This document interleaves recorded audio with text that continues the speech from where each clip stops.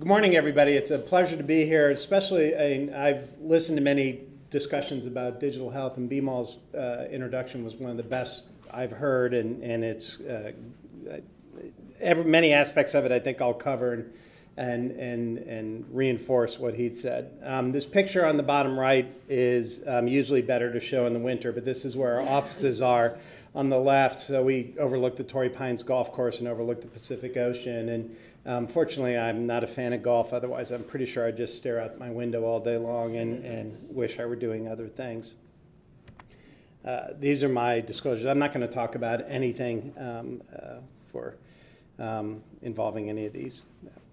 So let me begin with precision medicine, because I think BMAL did a great job defining digital health, and precision medicine I think also can mean many things. I think what sometimes is lost is sometimes we feel like we own precision medicine because we have many precision medicine initiatives ongoing. But really, really from the start of time in healthcare, we've always tried to provide more personalized or individualized medicine for our patients, and this is from Hippocrates, being far more important to know what person the disease has than what disease the person has. So really, in a true sense of everything we do, we want to treat somebody in the unique way that they are, and the unique person that they are. And over time, we've had better and better tools to do that.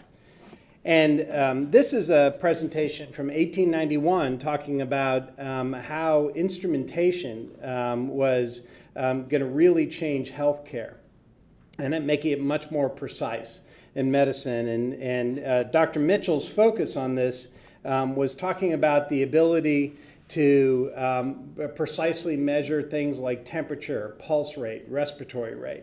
And it's 20-page document of his talk talking about kind of the challenges of getting these technologies in front of doctors and in front of real doctors out in practice. So bringing their precision medicine into practice, and in his case was talking about how 300 to 400 years when somebody first said, we should measure somebody's temperature, until they had the tools to be able to do it.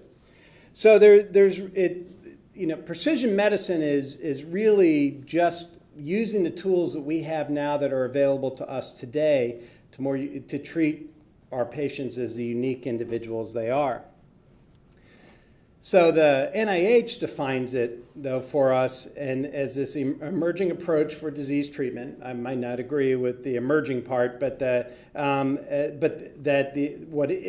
the precision part is being emerging. But certainly the ability to understand the genes, environment, and lifestyle of individuals. And so just like Dr. Mitchell was focused on, we can measure, we have chronometers and we have thermometers to measure that, our tools for today are really around our ability to do whole genome sequencing, certainly simple genetics, simple in quotes, genetic studies, GWAS studies, whole exome sequencing with the price dramatically decreasing, and with that, the volume of whole genome sequencing and genetic testing rapidly increasing. As Linda mentioned, I was at Geisinger before I was at Scripps, and their CEO just recently announced that every one of their 3 million patients who want to have their whole genome sequenced, Geisinger would provide that. I'm not exactly sure how they're going to do that from a financial standpoint, but I believe they will be able to do that. And I think that that's just going to be a trend that increases, and there's going to be a lot of questions and issues that go along with that. So besides our capabilities to do genetic testing, as BMAL mentioned, a lot of the other tools that allow us to be more precise in our healthcare now involves digital health technologies. And I break those down into three major buckets, even though there are many ways to look at it. First, through wearable sensors. This is an older slide and is just meant to show that there's really almost no organ system, no body part, no condition where there's not some sensor being developed. Some of them may be crappy, some of them might be really good, and many are consumer grade, and many of you may be wearing some of those consumer grade things. But there are an incredible amount of technologies available and an amazing collection of some of the smartest young engineers working on solutions to virtually anything you can think of. And I think throughout my talk, and what I'll try to emphasize is one of the exciting things about this field is that anything I talk about today is going to be old news 6 months from now and really old news 12 months from now.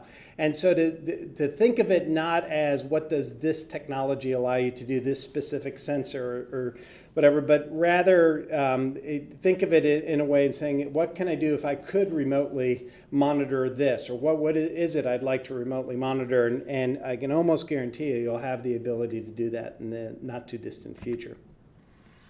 A second major bucket of digital medicine, think of is the big data and the big data analytic capabilities, a lot around artificial intelligence and machine learning. And then the third part that is, I don't think we often appreciate, is this ubiquitous connectivity. Our ability to reach out to our patients, to each other at a second's notice, and to provide very detailed information, to really make it dynamic, make it personalized, make it interactive. And those three major buckets are how we can use digital technology. So that leaves us in precision medicine. Then we have really our major tools, and there are many others, but our major ones are these digital health technologies and our genomics. And that's what led, really championed by President Obama, here to launch this precision medicine initiative, these tools. Francis Collins had been a champion of this for a long time. Interestingly, President Obama, as Senator Obama, in 2007 had introduced a precision medicine bill in Congress that had not gone forward. So he was really a long-term champion of this. And it was really designed to, as noted here, to give access to all personalized information we need to keep ourselves and our families healthier. One of the things he said that it most resonated with me, and especially on this topic, is he said this precision medicine initiative should serve as the model for the way we can provide health care in the nation. And as we work on this program, and you think about it, don't think of it as a one-off research program that is purely there to provide unique and valuable information, which it truly is. But think of it more as, okay, well, if we incorporate genetic testing, if we incorporate digital technologies, if we incorporate digital communication capabilities into care, how can we better take care of our patients by doing all that? And that's really one of our driving forces in the program. So President Obama's Precision Medicine Initiative has several components to it. The cohort program is now called the All of Us Research Program. It turns out when you say all of us in a sentence, it always is, as a formal title, it's always very complicated. So sometimes I'll still refer to it as Precision Medicine Initiative, or PMI. But it's the people at the NIH would much rather refer to it as the All of Us Research Program. And it is unequivocally the most ambitious, largest research program ever undertaken in healthcare. The mission of it is really to accelerate health research and medical breakthroughs by enabling individualized prevention, treatment, and care for all of us. That's kind of rewording of what President Obama said. There are three major focuses or unique aspects of it, though, that are really drivers, I think, of the long-term success of the program. So first objective is really to deliver this large, rich biomedical data set. I mean, the most comprehensive. I'll go into the details a little bit later of it, but think of it as the most comprehensive data set you can imagine on all of your patients and on large populations of patients. Unlike other research programs, including other precision medicine-like programs, so like the UK Biobank, I think is a great program, but it's much more of a typical research program. We're going to ask 500,000 citizens of the UK to donate a biospecimen, their electronic health records, and we're going to keep all that and do research on it. And that's the typical thing. This is all about having 1 million participant partners and to maintain that relationship with them for decades. And this goes into this kind of being a model for healthcare. So how do we obtain all this information, send it back to the participants, and keep people interested, not bother them for, not feel like we're being a nuisance by continuously barraging them with different questions, different surveys, but actually giving them back information that's of value to them. And there's a lot to be figured out how to do that. I would say most everything I'm going to talk about here, that no one knows exactly how we're going to do that, and so a lot of it we're going to be doing in a learning way that can hopefully drive change in regular healthcare. The third really exciting thing about the All of Us program is, unlike most other research programs, most NIH programs, it's not this siloed thing that just because Scripps is part of it, that we have exclusive access to the data, or you'll see Vanderbilt's the major data center, or Mayo Clinic is the biobank. It's really everybody in this room has equal access to the data as I do, or anybody else involved in the program does. It's really, it wants to catalyze this robust ecosystem of research, from citizen scientists to Nobel Prize winners and everybody in between. The data is going to be made available with multiple layers of safety checks to go through and the like, but to allow anybody anywhere to be able to analyze the data. So I mentioned it's a very deep data set. This is kind of the high-level breakdown of the things that will be captured on individuals. EHR records is one of the key aspects of it, and it's interesting, we have a lot of internal debates, is we kind of hope that electronic health records, medical center-based electronic health records, will rapidly become a thing of the past, and we're going to transition to personal health records. But however we digitize our individual medical history, that we're able to capture that and be shared with the program. There's going to be a lot of surveys, not too many hopefully, but enough surveys as part of that. We're going to get physical measurements at baseline, which, there are about 1,000 people involved in the consortium, and everybody equally dedicated to the success of the overall program. I kind of fall on the side of, boy, it's a lot of expense and effort, and really if the only thing we publish on, or one of the first things we publish on, is a bunch of baseline measurements, that's going to be unsatisfying. But we're doing them nonetheless, and so we'll have all that information from the initial visit. Everybody who enrolls, at least right now, is providing 7 tubes of blood and a tube of urine. No idea exactly what we're going to do with that. So no one's being told, you'll get your cholesterol level back and you'll get your whole genome sequence back. We haven't figured that out yet.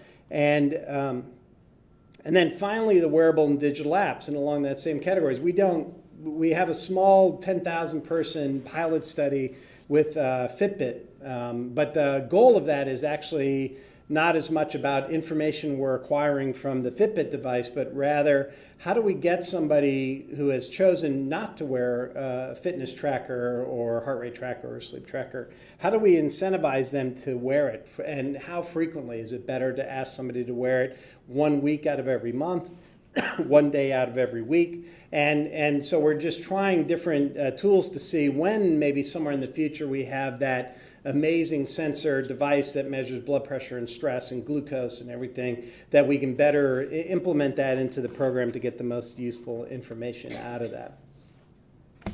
So what our hope is that having all of this information is going to allow us to really understand our 1 million individual participants in a way that we've really never had the capabilities before. Even within our healthcare systems, having more information than routinely is captured. That includes the biological and clinical information, which is what we more commonly have, but a lot of behavioral information, social information, and environmental information. And having a very deep data set for all 1 million individuals. It's important to note that the lack of specifics and everything I'm talking about in the All of Us program right now is that when I discuss it, a lot of people said this is a study that has, or think of it as a study that has specific hypotheses with a specific test. And it's important to think of this as this is an infrastructure to do research in. The All of Us program is provides this. Somewhere in the future, we'll have 1 million individuals with all this data. And then within this population, the goal is to have, again, scientists like many of you in the room, to have the ability to say, I'd really like to study this, whatever this is, that would be important to you, that would allow you the ability to answer questions that you've never had the ability to do before because you have such a deep data set of engaged individuals. So this is the map of the partners to date within the All of Us program. And apparently the NIH was really anti-Northwest because it's the only gap there, so they put the big VA emblem right on top of it so it doesn't look as empty as it is there. But there are 17 healthcare provider organizations that are part of this. And each of those healthcare provider organizations, which are large medical centers and actually usually consortiums of several medical centers, as well as federally qualified health systems.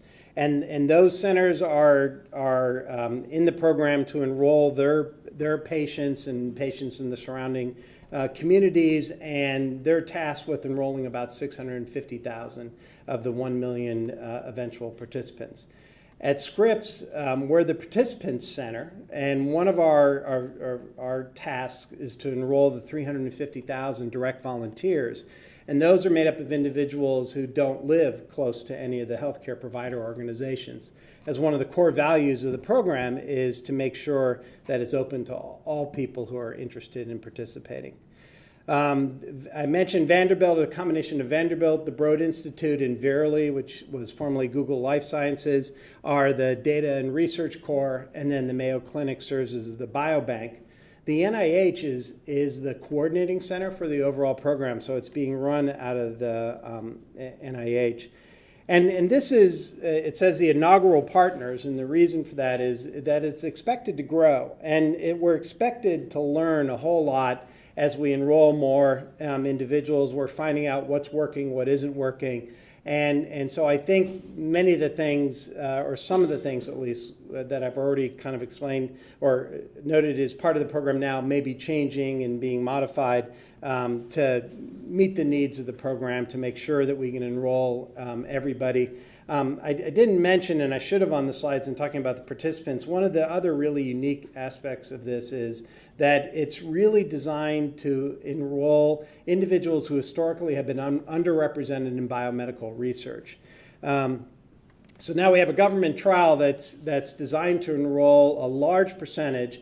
We're hoping for at least 60% of underrepresented populations that for many reasons may not trust the government, especially at this time. And that's going to make it especially challenging to not only enroll individuals, but to keep them enrolled for a long period of time. So here's a relatively recent, we have a steering committees on Wednesday, so I'm missing out on June's update on our enrollment status. But in May, we had a little bit under 70,000 people who had consented to be part of the program. The actual national kickoff for the program was in the first week of May. So everything leading up to that was just beta testing. So this is still early phases, and I'd say we're a little bit more than a month into the actual national launch of the All of Us program. And so there's still a lot of tweaking going on, especially in the direct volunteer program and how we're capturing individuals as they come in. But it's enrolling, when you're aiming for 1 million, 70,000 doesn't seem like a whole lot, but 70,000 in a relatively short period of time from across the nation is a pretty impressive feat already. And we said we're going to be learning a lot over the months and years to come as we continue to enroll the population we're looking for. So let me turn our focus then about, we have this as a background. but what do we know about putting this, this precision medicine and putting it into practice? And the way I think of precision medicine, it encompasses three main areas where we can incorporate digital technologies in them all in different ways. First is precision diagnosis. We have personalized, or you could say precision communications, and then individualized or precision management. So really taking advantage of digital technologies can help you with your diagnosis, with your communication, and your management. And I'm going to briefly kind of give examples of all of those. We'll start with diagnosis. I'm going to start with this idea of how digital technologies can help really redefine the human phenotype. Because when you think about the way we think of what is normal right now, these are usually determined by either large research studies, NHANES and others, where people are brought in and, for example, blood pressure, and they sit down and say, relax for 5 minutes and we'll take your pulse and take your blood pressure. Or things like sleep, where the CDC every year sends out a survey asking 500,000 Americans, how much did you sleep in the last 24 hours? So our current understanding of what's normal is very population focused, and it's really been determined in an artificial setting, of a setting of clinical care or a setting of a research, or just by recall and through surveys. With the growing ecosystem of wearable and wireless and in-home sensors, it gives us the capabilities of really going from population diagnostics to personal knowledge and personal diagnostics. So now we have the ability to have unobtrusive and continuous monitoring in a wide range of really ever-expanding characteristics unique to the wearer. So right now, I think many of you probably are wearing devices where you measure your activity and your heart rate, so you have continuous heart rate. And I'll give a little example of why we kind of that might be very important and give us valuable information. But there's also a device being evaluated by the FDA right now that does continuous blood pressure and pulse oximetry monitoring and carbon dioxide level monitoring on a wrist-based device. There are devices that are being evaluated on multiple fronts for looking at continuous glucose monitoring that are simpler than the two FDA-approved devices right now that are going to be more ubiquitous for others. So again, it isn't as much about what technologies are available now, but where the system is going, where the technologies are going. Making them wearable, making it simple. So the blood pressure device, wrist wearable device. So for the first time, we'll know what is a normal blood pressure when you're stuck in traffic and you're late for a plane and you're heading to a very important flight and you're very stressed and frustrated. Should your blood pressure be 180 over 120? Should it be 120 over 80? No one knows because we've never actually been able to measure it in that setting. We have very little information about real-world settings for things like blood pressure, very little information on continuous glucose monitoring for individuals who are not a small percentage of the diabetic population. But we will soon have that information, and that's a lot of information that initially we won't know exactly what to do with and will need to be explored and understood. And then from an implementation standpoint and putting into care, what that allows you really to do is to compare you to you, not to a population of individuals.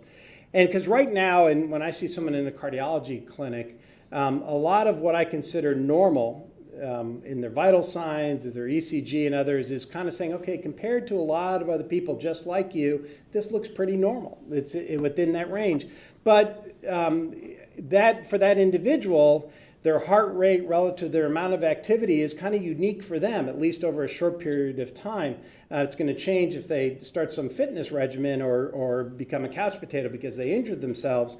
But for the most part, that's a pretty constant, unique aspect of them. But I have no way, at least right now, of saying, okay, is my patient, Mr. Smith, sitting here, he's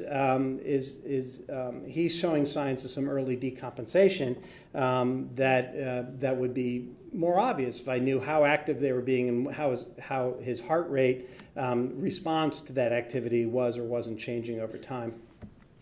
So I'll just use an example that's kind of ubiquitous that I don't have any data on. There are a couple of devices, unfortunately, that aren't available right now that measure skin temperature continuously, but there are several more being developed. But this is just looking at oral temperature, and at least as far as I know, the largest study that's ever looked at the population variation in oral temperature.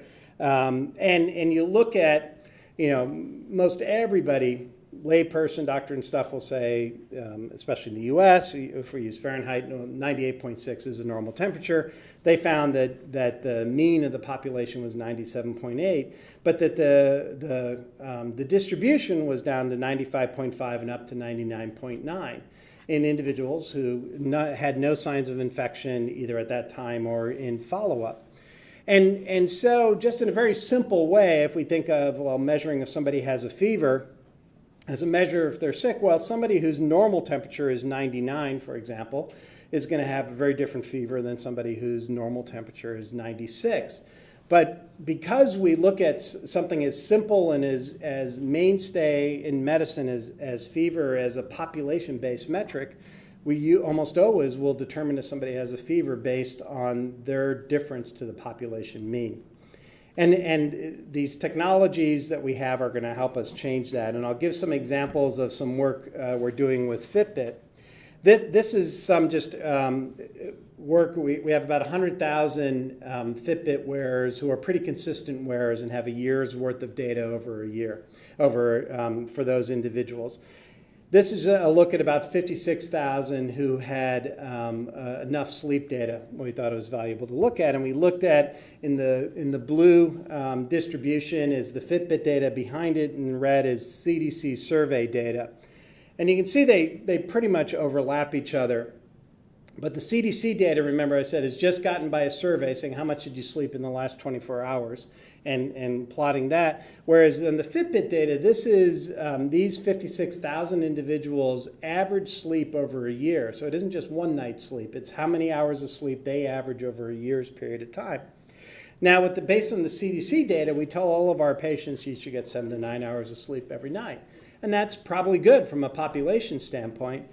But in reality, there are a lot of people who do just super fine at 4 to 5 hours of sleep a night. And if you're one of them, I'm super jealous of you to do it. And then there are others who very consistently get about 9 hours of sleep a night, and then everything in between. So the amount of sleep that you need is really a much more personalized metric for your health. And there are ways, if we can measure it consistently, to better understand that. Not shown in here, but there are patterns to sleep. Some people are very bimodal. So during the week, we'll have shorter sleep. During the weekends, we'll have longer sleeps. And then there are other people who have very erratic sleep. We'll have every night will be a little bit different, and then others who have an unbelievably tiny variance in the amount of sleep they get through the year. And those are all probably something unique. It's telling us something valuable about their health, but we don't capture that and don't know exactly how to act on it. So right now we just tell everybody that you should sleep 7 to 9 hours a night, and this is how we can be more precisely implement these information. So this is, as a cardiologist, near and dear to my heart because this is looking, again, at the same data set. In this case, it was about 57,000 individuals who had good resting heart rate data. And this is a distribution of resting heart rates, average resting heart rates over a year in these 57,000 individuals. And now, all of us now, everybody knows that a normal resting heart rate should be between 60 and 100, right? That's a population-based recommendation for resting heart rate. But you can see that some people's resting heart rate is in the 40s, other people's in the 90s, and a nice distribution in between. So for everybody, it's very different. And it appears that it's pretty consistent. So even though you have this large inter-individual variation in resting heart rate, about a 50 beat per minute spread over a year, that for an individual, it's pretty consistent over a year. This is just one individual, that it's between about 45 and 50 throughout the entire year's period of time. And that's in the majority of people. We found the spread is about 5 beats per minute of your inter-individual variation over a year. Now, we don't have any identifying information on any of the Fitbit participants. We don't know anything about their health. We just have their data. But we did find there were individuals it would have these intermittent spikes, and we defined it as spike as greater than 2 standard deviations increase over their resting heart rate over at least a 3-day period of time. So it wasn't just a single time, but over some period of time. And that about a third of the population had up to 3 of these through the year, of these very outlier variations in their resting heart rate. And again, because we have no clinical data, we don't know what that means. But there have been some interesting other studies that have looked at changes in individual resting heart rate as predictors of exacerbations of some physiological insult. These are data from Stanford and Mike Schneider. Him and his grad students and stuff will do a lot of self-monitoring. He's talked about this, just happens to be him. And you notice increase in his resting heart rate right at the time he was diagnosed with Lyme disease. He also measured his C-reactive protein levels because that's what he does, and found his C-reactive protein level was much higher elevated also. And then more recently, this study out of Stanford that looked at nighttime monitoring of children with asthma and looking for prediction of exacerbations in asthma. And they found that the single strongest predictor was an increase in their nocturnal resting heart rate. Second to that was an increase in respiratory rate at night.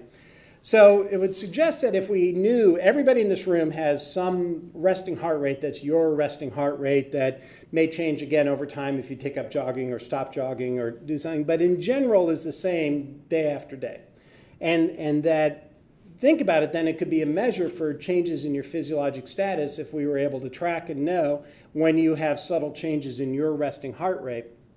And there's a lot to still find out about this, but this is the opportunities that these wearable sensors give. And it isn't just in illness. I point out we noticed that, especially in women, in our Fitbit population between ages of 20 and 40, there was a lot of cyclic variation in resting heart rate. And this has actually been previously described and is actually a technology that's used by several companies for predicting fertility for women. So it can also be valuable for other physiologic changes and self-monitoring of if we know our individual changes in our heart rate. Another example of how wearable continuous monitoring can impact our health is in continuous glucose monitoring. And to me, this is some of the most interesting work that I've seen in the last couple years because it's just so different on multiple levels of the way I was taught in medical school and the way I think. This group from the Weizmann Institute in Israel looked at glucose response to food in non-diabetic population, a healthy population of individuals.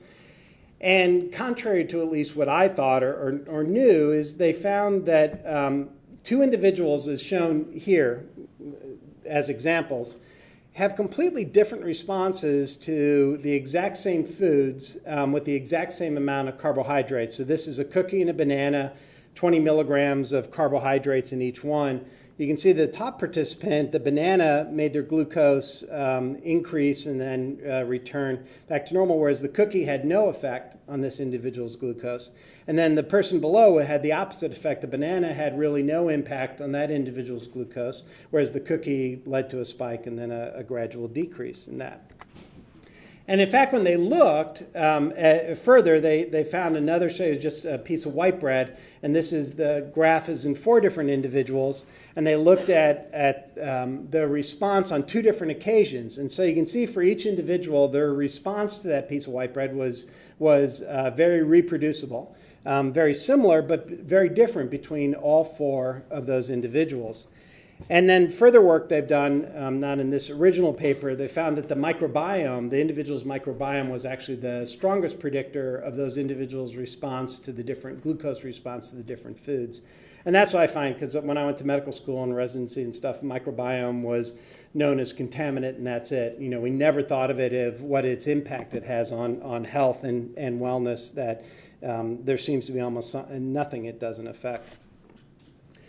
For precision diagnosis, beyond the wearable sensors and the continuous monitoring and ways to find out unique, another unique aspect of these technologies is just being able to measure things easier and in a home setting and more recurrently rather than as we do now. This was a study that was just published within the past week that I found really fascinating from a cardiologist standpoint, at least, where I'm just, we need to follow somebody's left ventricular ejection fraction. And this happens to be in now young adults, but as children had been exposed to chemotherapy and wanted to follow their ejection fractions. And on average, they're about 15 years out from their chemo.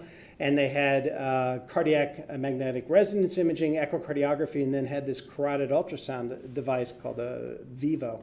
And what they found in this device, you can see they did it within a hospital setting, but you can see it'd be pretty easy to manipulate and teach individuals to do it themselves or have a family member do it. And they found no difference in ejection fraction between this carotid device that measures the arterial pulse waveform in a photocardiogram and the cardiac magnetic resonance imaging scanning in terms of ejection fraction.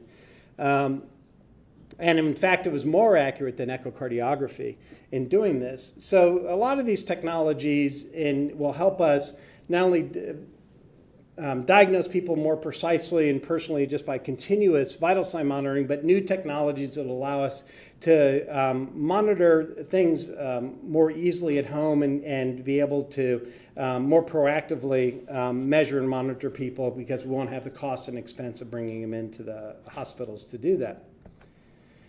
Next, I want to switch to personalized communications and how digital technology can help us put it into practice. We'll start. I always like this picture because it looks like just the perfect doctor setting, and I also like the fact that this is actually from a Camel cigarette advertisement that was suggesting that your patients should smoke Camels because more doctors smoke Camels.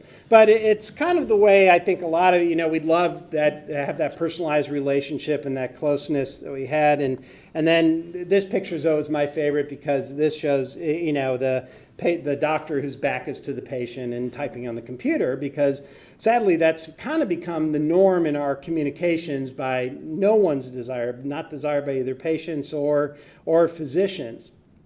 And in fact, there have been several studies that have looked at how when physicians think of digital technology in their life, they think of electronic health records, and so usually doesn't cause them to smile when they think about it. And this is because we've become more data entry folks rather than diagnosticians and educators. We spend as much time on desktop medicine of typing in a computer and entering information as we do talking to our patients.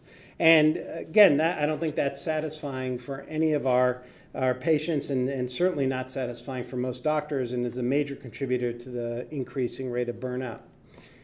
But we have, as opposed to the Camel cigarettes commercial where, face-to-face was the only communications, as I mentioned, and Bimal mentioned too, as our communication capabilities are changing. So I did my fellowship I completed in 1998. So here you look in 2000, home broadband, essentially was 0% when I finished my fellowship. I know U.S. Home internet use at the beginning of my fellowship was less than 10% of the U.S. population. Now, almost everybody has home internet. And more uniquely, in terms of ubiquitous connectivity, is the smartphone, which really iPhone became available in 2007, and that was really the explosion of the smartphone. And now almost 80% of the adult population has a smartphone and is able to be connected with them. And then the question is, okay, well, do people want to be connected doing that? And this is a paper that just came out of the UK yesterday that was from a think tank of their Institute for Public Policy Research and looking at improving healthcare. And they did a survey them and asked what percentage of patients would like to use technologies to improve their health. And you can see the top, digital communication with clinician was desired by 90%, booking an appointment, view medical records online, monitor their condition using an app. So a lot of enthusiasm for all of these things. And in the National Health Service, only 2% of the population actually reported using any digitally enabled transaction with their National Health Service. So the numbers are going to be different in the U.S., but not a whole lot better. I think the enthusiasm would be the same. We have a little bit more use of our medical records, at least our patient portals online. But in general, we have very limited use. We know that our patients already use their smartphones for health reasons.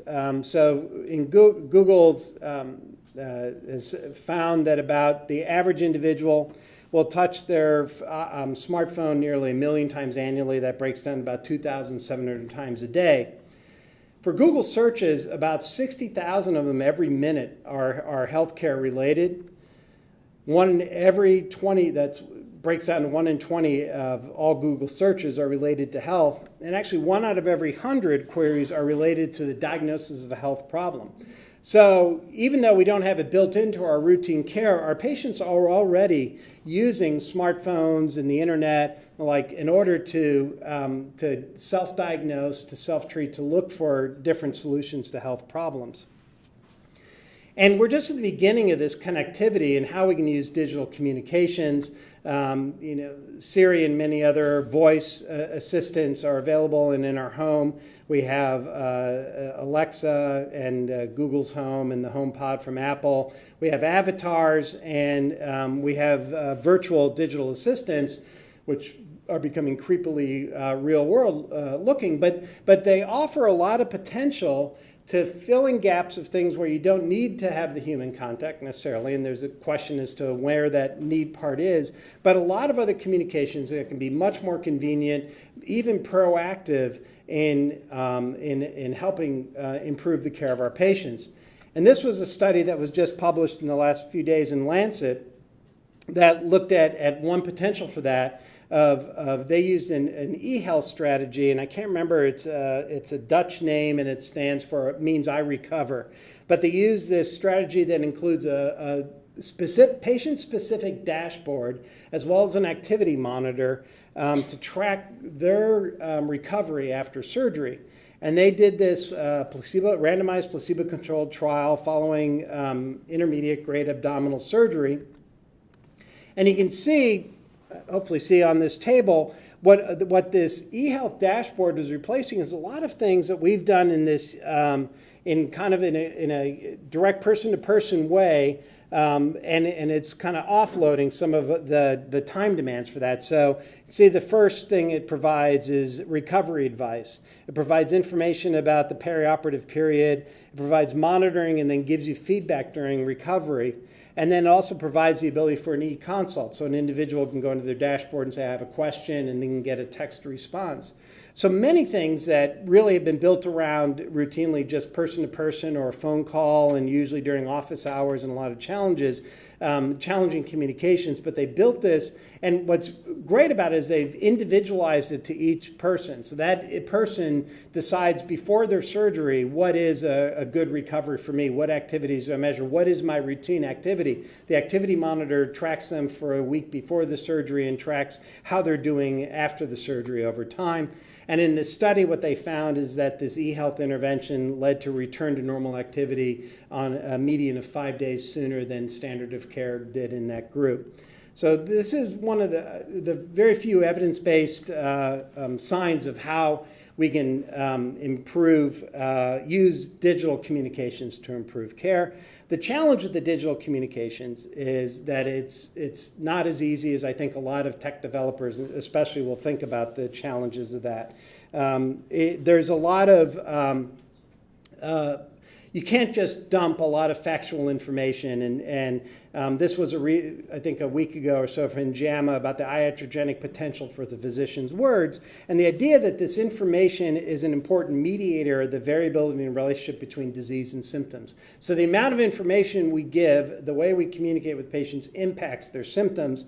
And a great example of this was a recent paper in the cardiology literature that looked at several studies that looked at physiologic monitoring for coronary lesions, and found that just by telling individuals that their lesion was not hemodynamically significant, decreased their reports of angina by 2/3. So individuals who came in and said they had severe angina, up to class 4, so even at rest, that once they were told your coronary arteries are fine, the angina went away. So without any actual treatment, just the knowledge and the information.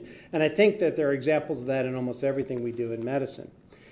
This is a nice example of, just from a consumer standpoint, to just very simple things like our Fitbits and Apple Watches and other technologies we have, and why a lot of people don't wear them from a long period of time, and especially the people who we want to wear them the most, the people we want to increase their steps. This is a article that just said, somewhere around the first month, I began to think of the Apple Watch as my failure bracelet. And that's what, if we tell everybody that we have this arbitrary kind of 10,000 steps they're supposed to get every day, and then every day they're getting 6,000 steps, and we just say, App, you're short, it's gonna, I'm tired of wearing this and it's not helping me. And that's a digital communications problem. Other studies have shown, and this is very common in the developers of the technologies, that there's this assumption that everybody's just excited about tracking a lot of their own health data. And what this small study found, but I think is very telling, and you can tell by just the title, of you get reminded you're a sick person. And that's really, I think, one of the more important things to think about when we think about using digital technologies for monitoring and how we communicate about them, is people don't like being reminded they're sick. Right? And so you don't want to keep telling somebody, here's your blood pressure, here's your glucose, you're not taking enough steps, you're overweight, and everything else you want to know. We have to figure out better ways to communicate with people to more empower them. So finally, let me address individualized management.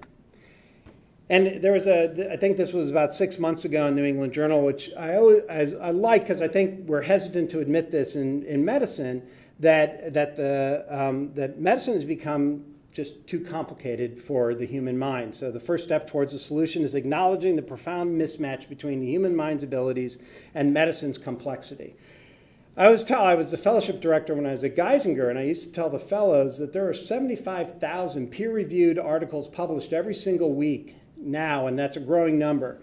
So by the time you practice, if you think you're going to stay state-of-the-art, that you're going to be able to read the literature and stay on top of things, you're kidding yourself.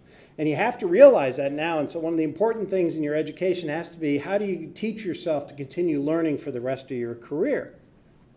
But I think there is no possible way to actually do all that and maintain a normal working lifestyle.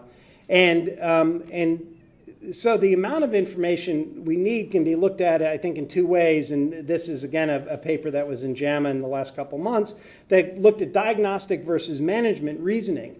And you have diagnostic reasoning, it's a little bit more well-suited for it doesn't require the interpersonal skills that a face-to-face personal relationship of a physician. So a classification task assigns meaningful labels to a constellation of symptoms, examination findings, and test results.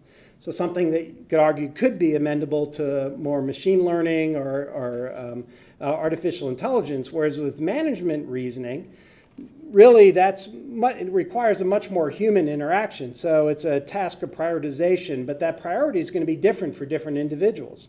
And it's going to be much more complex, and it integrates preferences, values, resources, constraints, the patient's wishes, the clinician's resources availability, and many other things.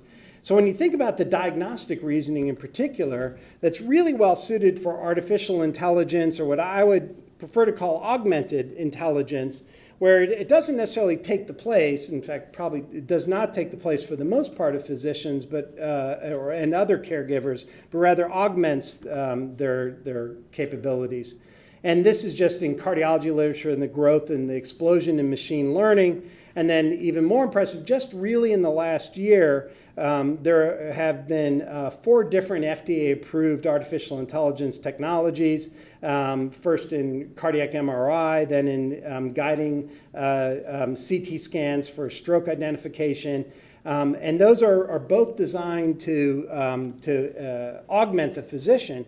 What's interesting is about a month ago, the first FDA-approved AI diagnostic technology that doesn't require a doctor was approved, and this is for retinal imaging and the diagnosis of diabetic retinopathy. And then 2 weeks ago, there was another approval of AI for risk factors. But this is just, I'm going to have to stop making up this slide because there's like almost every month there's one or two technologies being developed. And from this same think tank paper that came out yesterday, I really liked, and this is in the National Health Services, but they did a breakdown of how much time and money it would save healthcare providers by implementing automation and artificial intelligence in the National Health Service. And the dollars makes more sense. As percentages, I couldn't really break down into some way meaningful. But this ended up saving about 10% of the NHS annual budget by including automation and artificial intelligence. And so I'd assume roughly, let's say that saves 10% of our time. I think that's probably not as optimistic as it can be. So I think the future of healthcare is definitely going to involve precision medicine and digital technologies to help make that possible. But I'll also conclude by saying, okay, but I'll be also the first to admit we have scant evidence that that's really the case. This is one recent meta-analysis that looked at all of the kind of remote monitoring trials and basically concluded there isn't enough evidence that, and this is maybe the fifth I've known in 4 or 5 years that have concluded the same thing.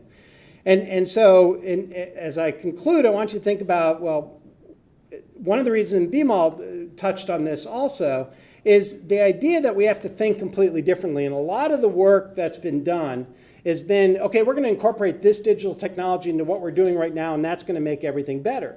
And that technology alone doesn't really, by incorporating that in our current systems of care, doesn't make a difference. We really have to think differently. That means taking advantage of their unique capabilities to develop new systems of care. And then that way, I think we can completely transform health management and wellness promotion. And as an example, I'll give in this, maybe familiar with this productivity paradox, which I think we're seeing in healthcare, where you're seeing a lot of the innovation is coming from outside of healthcare systems and by industries like the Amazon, Berkshire Hathaway, JP Morgan, hopefully Apple and others.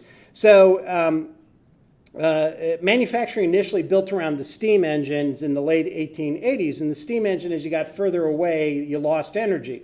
So factories were built where any process that needed energy was built close to the steam engine, above it, next to it, below it, whatever it took. Electric dynamo became available in the late 1880s. And it still took another 40 years in order to see any increase in productivity, even though there was a very transformational change in technology from steam engine to electric dynamo. And the reason is that initially the factories were built the exact same way. They used the same systems of manufacturing. They put the electric dynamo in the middle of the factory, and they put, every piece of equipment was above it, below it, next to it. It really wasn't until the automotive industry, and then interestingly, the cigarette industry was another pioneer in this, where they said, hey, with electricity, the power is the same here as it is a mile from here, so why don't we create an assembly line process? And that's where we started seeing increases in productivity. And I think it's the same with the digital technologies and the precision medicine that it allows us. It's really about changing our systems of care that around what this technology, and so I think Bimal presented it really nicely, of you can think about ways to kind of tweak the existing system, or you can think of ways to completely disrupt it and think differently, and that's what we need to do, and that's what we're really lacking, and I'd say especially out of healthcare systems, to show the way of incorporating digital technology. So in summary, I think precision medicine requires taking full advantage of state-of-the-art technologies to best understand what makes each and every one of us and our patients unique. Because of the explosive growth in a wide range of technologies, the implementation of precision medicine in practice really requires an information infrastructure that enables it to rapidly and continuously evolve. And then finally, the All of Us Precision Medicine Research Program should serve as a template for putting precision medicine into practice. But there's a great deal of work to do, so stay tuned. Thank you very much for your attention.